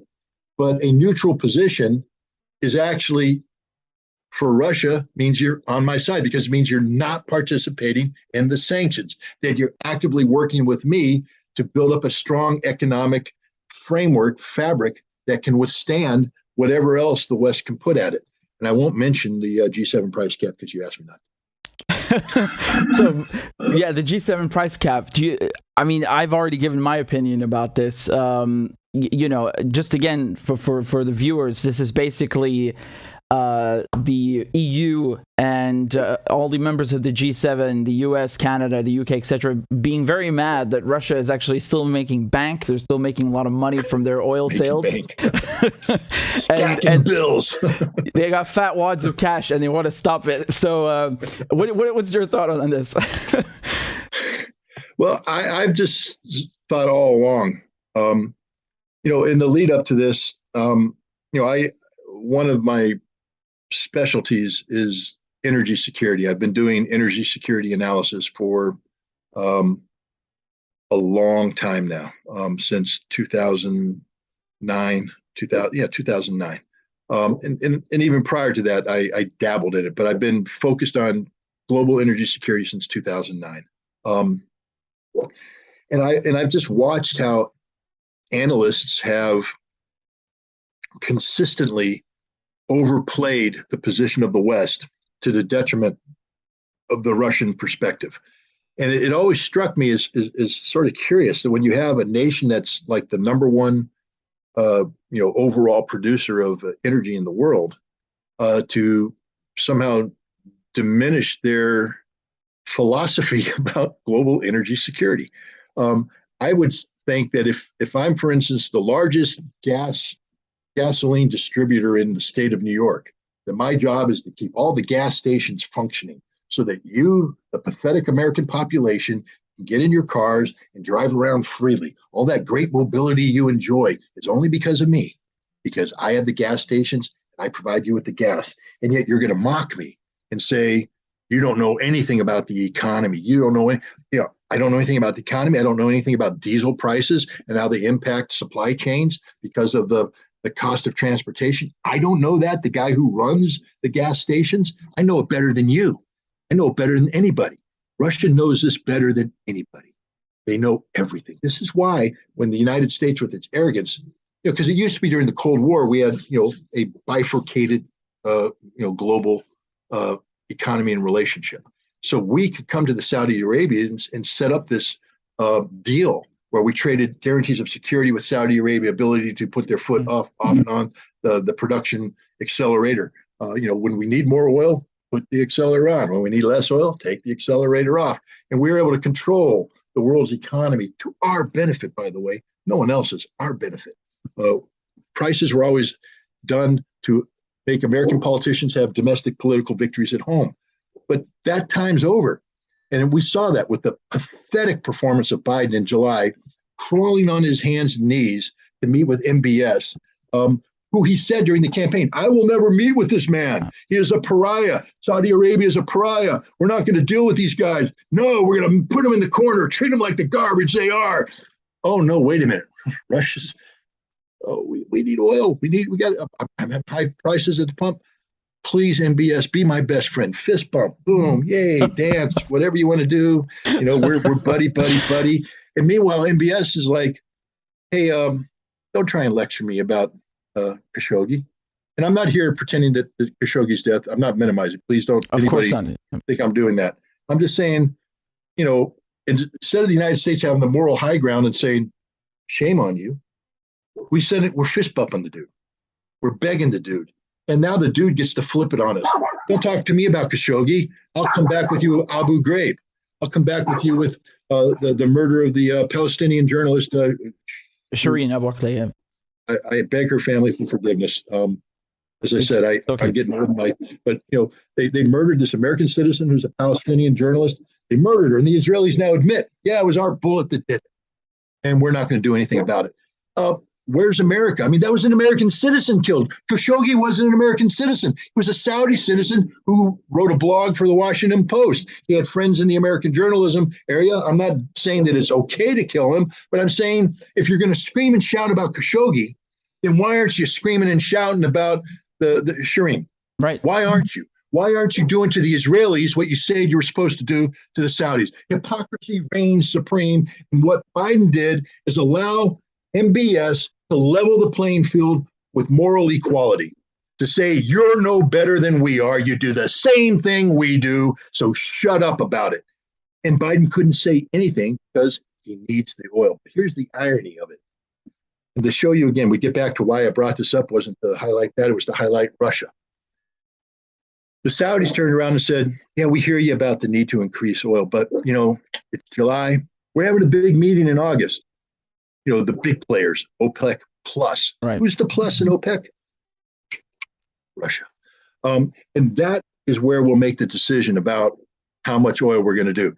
So the irony is that Biden went to Saudi Arabia to beg for oil production increases, and the Saudis said, we'll consider it, but the people that are going to consider it include Russia, who is the deciding vote, which tells you Russia runs the whole damn thing. And this was knowable. I knew all this before they sang. That's why I'm sitting there going, you're going to sanction Russian energy? Don't you understand that they know it better than you know it? I tried to tell that to my fellow analysts who study this. I said, the Russians are going to win because you guys are buying into a Western narrative. You're doing the worst thing a journalist can do, which is to fail to check your sources, to simply repeat what you're being told by people that have a vested interest politically, economically in the outcome. And the end result is absolute total failure across the board in the West. The Russians are in control of this. And now we come to, this reaction. The West hasn't gotten it right yet. And to prove how intellectually dysfunctional they are, they think they can actually, at a time when they desperately need Russian energy, there is no alternative. They think they can say, we're not going to buy any. And not only that, we're going to try and prevent the Russians from making money on this by putting a price cap on it. So we're going to create the conditions where the norms of international competitive economy dictate prices are going up. I mean, when you have great need in smaller amounts, prices go up. And they think that they're now going to flip the narrative and say, I can't shut the dog up. I need to pour. I didn't even notice, actually. I was just focusing on what you're saying. Pardon? I didn't even notice. I was just focusing on okay. what Well, if you can't hear the dog, then it's mainly in my ear. But the point is, it's not going to work. And here's why it's not going to work. It's not because Russia's going to make it fail. Russia will make it fail. But now let me put on my international energy company CEO. Okay, I'm the guy that for the last 50 years has made the global economy work. And you know how it works? I know people hate me, despise me, because I'm wealthy. You want to know why I'm wealthy? Because you all need energy, and it's a commodity that I provide, and you're going to pay the price you need to pay to get it. I'll try and give it to you low, but in order to get it to you low, I need to go out and make multi-billion-dollar investments that project 30, 40, 50 years down the road. All right, so I'm going to invest an awful lot of money up front to put in place infrastructure that then has to deliver a product over a long period of time. This means I need stability. I need stability over the long term. I don't need wars. I don't need any of this garbage. I need long-term stability. And when you destabilize it, I have to offset the disruption of this long-term stability by raising the prices. Want to know why? Because at the end of the day, I don't report to a voter, not your kind of voter. I report to a different voter. It's called a board member. It's called the board. I'm responsible to them, and all they care about is the bottom line. And so you're telling me right now that you screwed up. You screwed up by sanctioning. You disrupted this wonderful machine that I built, a machine that's giving you energy at affordable prices so all you guys can be employed, drive cars, and do well. You screwed up. You sanctioned the world. You've disrupted everything. And now I can't offset my losses by charging you a fair competitive price. It's not my fault the prices have gone through the roof. It's your fault. And the CEOs are just going to sit there and laugh at them. They're going to say, are you high? And you're going to tax me now? You're going to come in and tax me? You really want to go to war against energy companies? I don't think any politician will ever survive that. For better or worse, they have the strongest lobbies in the world. Here's the other thing that's going to happen.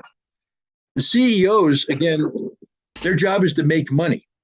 And what they'll do is they'll offset these losses by stopping to invest. So you know what's going to happen in a couple of years when Joe Biden or his progeny come out and say, we need the American energy companies to start drilling, start investing.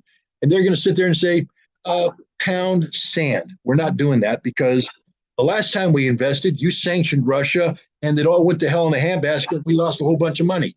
So we've created a financially stable relationship. We're going to make money. If you need energy, get someone else to do it. We don't trust you anymore because the last time push came to shove, you put a cap on sales and you taxed our profits. Stick it in your ear. You can't ask a company to invest 50, 60, 70, 80 billion dollars in something that you end up pulling the plug on midway through. And that's what's going on with all this. So no, this policy isn't going to work. It's not going to work well. I mean, I was just shocked when I did a double take when I saw that. I was like, well, how are you putting a price cap on something that you have nothing to do with, And the funny thing is they want to allow countries to buy it just enough so that Russian oil is still making it to the right. But here's the funny thing. You ready for some world-class hypocrisy? Here's the United States. We have a lot of refineries in the Gulf Coast area. All those refineries are, because one kind of oil is not the same as another kind of oil. It gets refined differently. It has to be configured. These refineries, these massive refineries, are configured to receive a specific kind of oil, which they then they break down and all that kind of stuff to produce the product. Most of this oil was the refineries were built to deal with Venezuelan oil, a special grade of it. And then we, in our genius, we said, no, we're going to sanction Venezuela. But that's okay, because we knew in Russia, in the Urals, they produced a grade of oil that was virtually identical to the Venezuelan oil.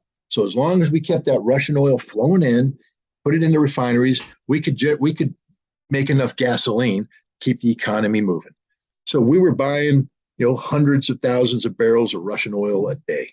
And now we've said, nobody can buy that oil. So what's going on? We're buying that oil. Now, we don't buy it from the Russians. Oh, no. You see, the Russians sell it to the Indians, who then resell it to us. And we're paying twice as much. Not twice. We're paying a lot more. But we still, because we need it, because we can't spend the billions of dollars and you know what the American industry is doing, what the American great American journalists? We don't see anything. We don't hear anything. We don't want to say anything. Yeah, it's literally the three monkeys. And it's ridiculous. It's the same thing with gas. Europe is buying gas from reselling. And so they're paying through. There's a reason why the European factories are shutting down. You know this better than I do. Especially smelters, people that produce aluminum that smelt. You need a bunch of gas to run these furnaces, smelters. And when that price goes through the roof, you can't afford to operate the smelter anymore, because whatever you're producing, smelting, you're not going to make enough money selling it to offset the energy cost. So you hit the off switch, the factory shuts down. And that's happening because they're not, Europe is waking up to the reality that the only reason why they had this wonderful European economy for the last couple of decades that allowed this wonderful socialist lifestyle with extensive vacations, with healthcare, with education, all this stuff paid for, is because they could build a viable tax base on the back of cheap Russian gas. Cheap Russian gas made Europe what it is. That's just a statement of fact. Try and argue otherwise, you can't. If Europe had to pay market prices for the gas it needed to build this economy, it wouldn't have trillions of euros worth of money left over to redistribute. They have saved trillions of euros by buying cheap Russian gas. And now they've slit their throats. It's done. It's going through the roof. The economy's going down. Dasvidanya, sayonara, whatever language you want to use, it's over. I saw a steel plant. Speaking of, you mentioned smelting. Let me just say something. In Germany, you have about 40 major steel plants that have written a letter saying that they're about, an open letter that they're gonna shut down unless they rein in these energy costs. And of course, in the UK, the energy regulator lifted the price cap by 80%, meaning people are going bust. They're closing their pubs, their businesses. They can't afford the heating at home. I mean, this is. I'm really impressed by this genius. It's only going to get worse. Yeah. I mean, unless there's some wonderful official out there hiding in the EU and the United States who's playing 5D chess, and midway through this, suddenly we're going to find out that, oh no, it's a computer game actually, and we've broken in. I forget what they call it, but when you get in there and you magically give yourself more resources, and suddenly instead of having 50 gold, you have 5 billion gold. And Age of Empires, yeah, that kind of stuff. And suddenly we find out that no, there's magically going to appear an entire fleet of LNG tankers, and port facilities will overnight be adapted to receive them and bring them into an infrastructure ready to absorb liquid natural. And wow, Russia was wrong.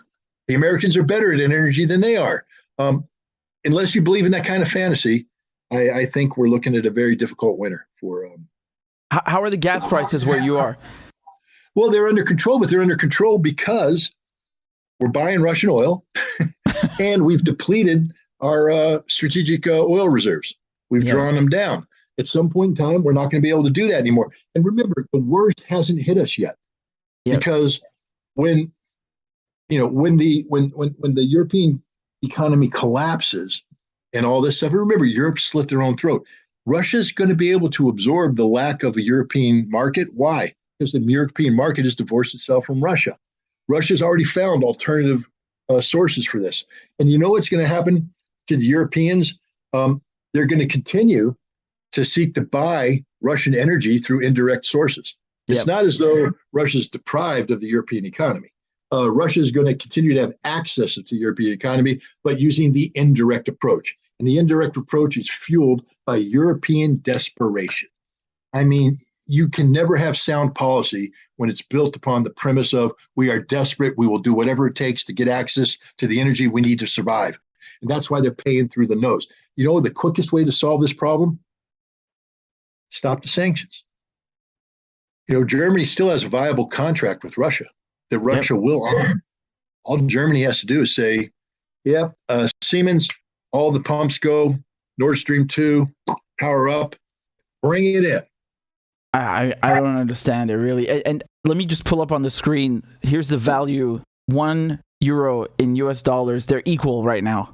I mean, you can see from the chart this is actually 5 years, but I can tell you, statistically speaking, this is the worst the euro has been in about 20 years, right? So I think the last time it was this bad was 20 years ago. There you go. This is genius policy making in Brussels and Washington. I mean, really it's going to get worse. Then compare that with the rise of the ruble. Yep. So I'll just type in here, $1 in rubles. What do we have? 59. Look at that. Now this is back 1 month. Let's go back 1 year. So this is 59. It's better than before the war. The ruble's better. This is after sanctions. The ruble has gotten stronger after sanctions. I mean, that's just that tells you how bad sanctions are. And remember, you have to keep this in mind too. If you're a nation that's trying to use your currency to be your fuel and economic engine, the last thing you want is too strong of a currency. So, because you have to make your currency affordable, you can't have rapid transitions and stuff like that. You need a stable currency, a currency with a stable rate of exchange. And so a lot of what's going on in terms of the ruble fluctuating like that is the Russian government working to keep the ruble stable. Because if you let the ruble do its own thing, I think you would even further adjust against the dollar.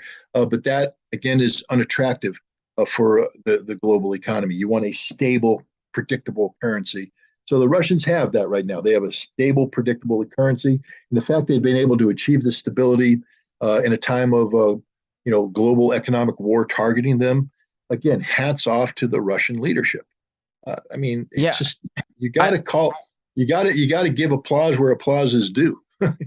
I mean, people, they want to say things like, "Oh, well, this is because of they hiked the interest rates and it's capital controls that have helped them bring the rein the ruble in and stop it from completely collapsing." But it's not true. I mean, we were just talking about how they're still making bank, and on top of that, just 2 weeks ago, just as one example, the Chinese and the Russians, they've signed an agreement where China will pay for gas in rubles. So it's like you were saying, it's actually backed by something. It's not just capital controls. Saudi Arabia is getting ready to do the same thing. Iran will do the same thing. So but again, the key to that is Saudi Arabia doesn't want to commit to a ruble price that over a long-term contract, only to have the ruble fluctuate wildly going down the road. The ruble needs to be worth something, but that's predictable. That's what made the dollar so valuable, is the long-term predictability and stability of the dollar over time. If the ruble can prove that it's capable of doing that, then it's goodbye dollar, goodbye Yellow Brick Road, Rocket Man, whatever song you want to sing, it's gone. Major Tom. I got to go, Richard. Unfortunately, my wife requires me to provide of course transportation support. I was just going to bring up on the screen your new book. And everybody should get this because it is amazing. This is Disarmament in the Time of Perestroika, Arms Control and the End of the Soviet Union. This is by Scott Ritter. And here's the link on Amazon, but it's also available on Barnes & Nobles and at the publisher. I'll put the links in the description. And you can follow Scott over here on Telegram. His handle is @ScottRitter. And thank you again, Scott, for your time. It's truly a pleasure speaking with you. I can't wait to have you on again. And the viewers are very thankful. We've got about 7,000 people watching. By the way, make sure you guys hit the like button. It helps the video, and more people will see what Scott had to say. Thank you so much. Thank you, Richard. Thank you for having me. It's always a pleasure to talk with you. Have a great day. Pleasure is mine. You too. Bye-bye. Bye-bye.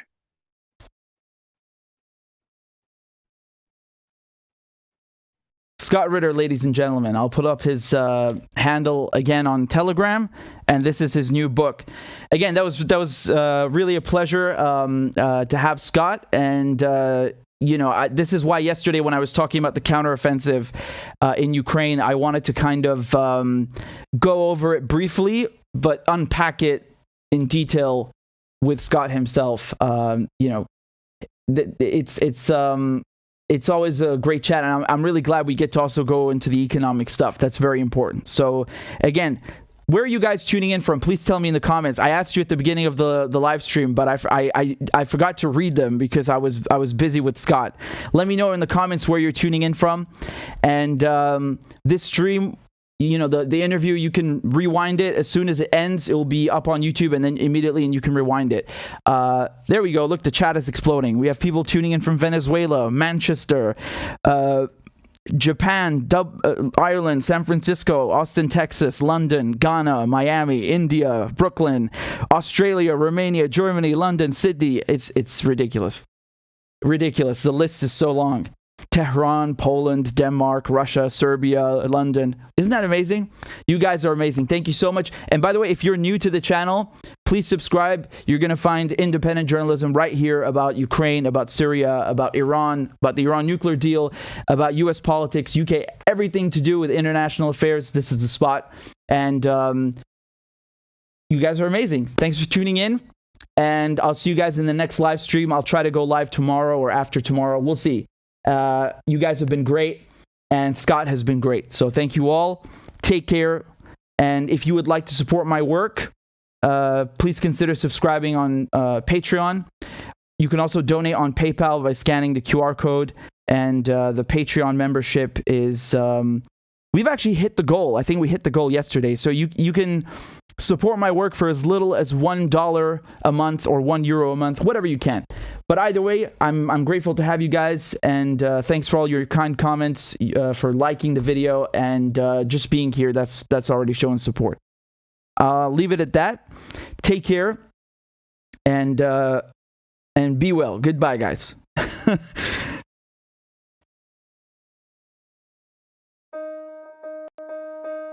In the last couple of months, you've seen them sanction Russia, and what has that done? It's driven the value of the ruble up, the euro and the dollar are down. Russia has made even more money than it was making before because the Europeans are still buying the oil.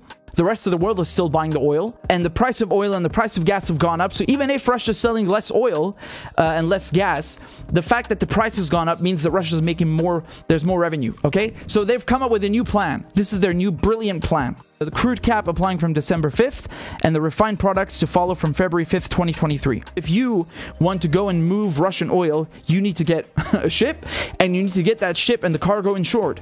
The idea is that they will refuse to move your Russian oil unless you bought it at a price per barrel that is below this threshold. I can already tell you one thing, the Chinese are never going to go along with this price cap. A price cap on Russian oil without the price of oil skyrocketing. It's just not happening, man.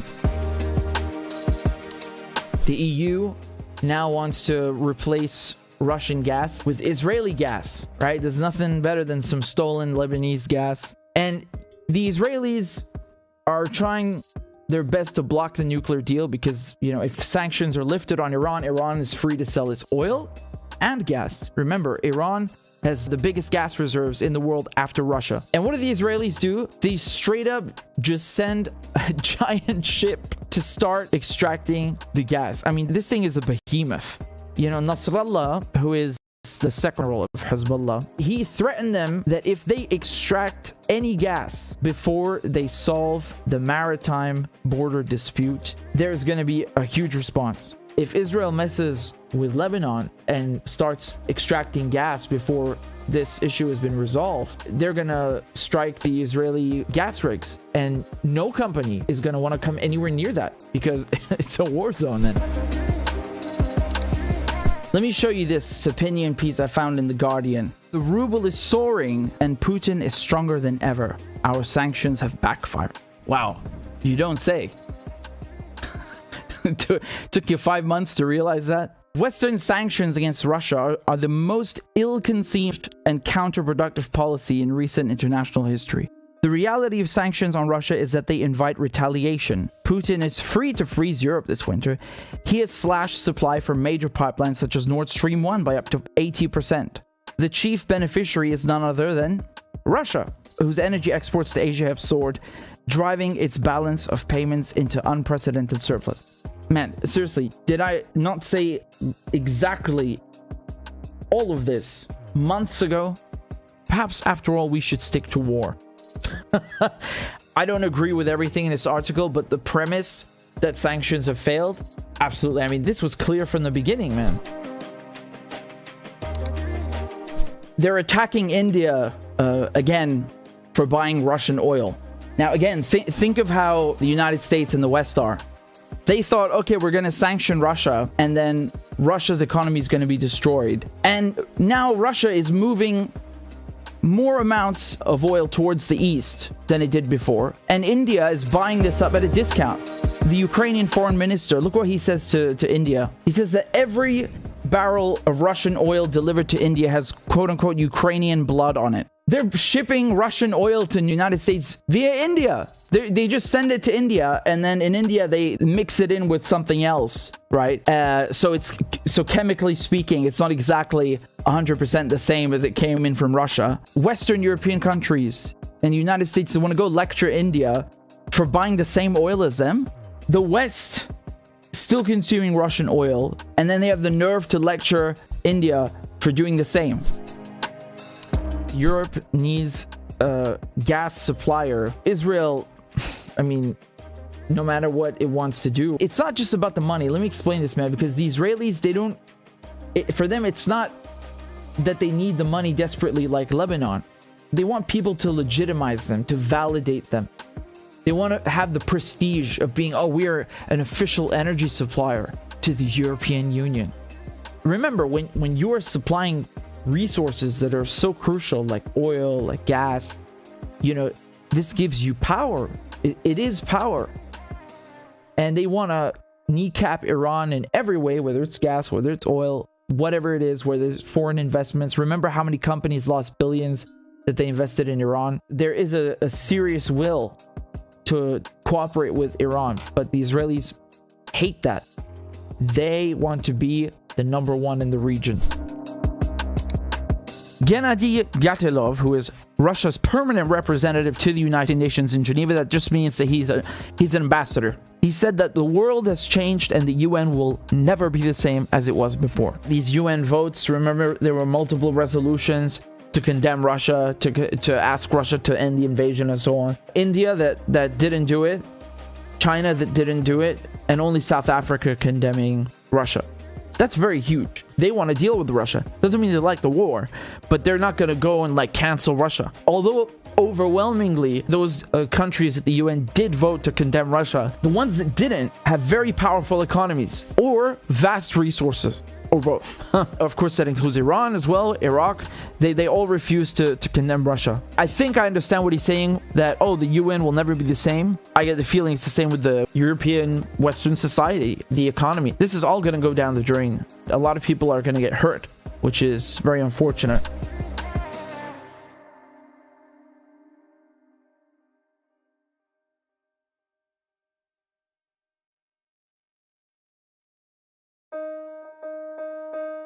In the last couple of months, you've seen them sanction Russia, and what has that done? It's driven the value of the ruble up. The euro and the dollar are down. Russia has made even